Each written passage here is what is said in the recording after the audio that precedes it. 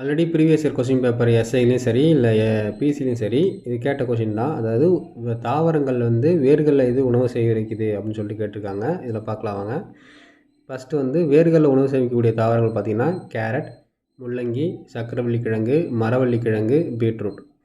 அதே தண்டில் பார்த்திங்கன்னா மஞ்சள், இஞ்சி, சேப்பக்கிழங்கு, கருணைக்கிழங்கு, உருளை, பூண்டு, வெங்காயம், கரும்பு இது எல்லாமே தண்டில் உணவு சேகரிக்கக்கூடியது.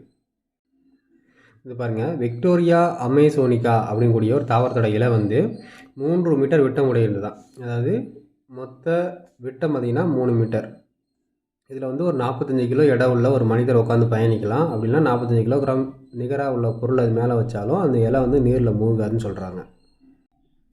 அதே மாதிரி பூக்களோட அடிப்படையில் ஒரு தாவரத்தை வந்து பூக்கும் தாவரங்கள், பூவா தாவரங்கள் 2 வகைப்படுத்தலாம். சரிங்களா? இது பூக்கும் தாவரத்தை எடுத்துக்காட்டு சூரியகாந்தி, பூவா தாவரத்தை எடுத்துக்காட்டு வந்து ரிக்ஷியா. சரியா? அதே மாதிரி விதை அடிப்படையிலையும் வந்து 2ஆக பிரிக்கலாம். ஒன்று ஆஞ்சியோஸ்பெர்ம், இன்னொன்று ஜிம்னோஸ்பெர்ம். இது வந்து ஆஞ்சியோஸ்பெர்ம், ஜிம்னோஸ்பெர்ம். அதாவது மூடிய விதை தாவரம், திறந்த விதை தாவரம்னு சொல்லலாம். இதுவும் ஆல்ரெடி பிசி எக்ஸாமில் கேட்ட கொஸ்டின் தான்ப்பா. இப்போ போன ப்ரீவியஸ் கொஸ்டின் பேப்பரில் கேட்டிருக்காங்க. போன எக்ஸாமில் கேட்டிருக்காங்க.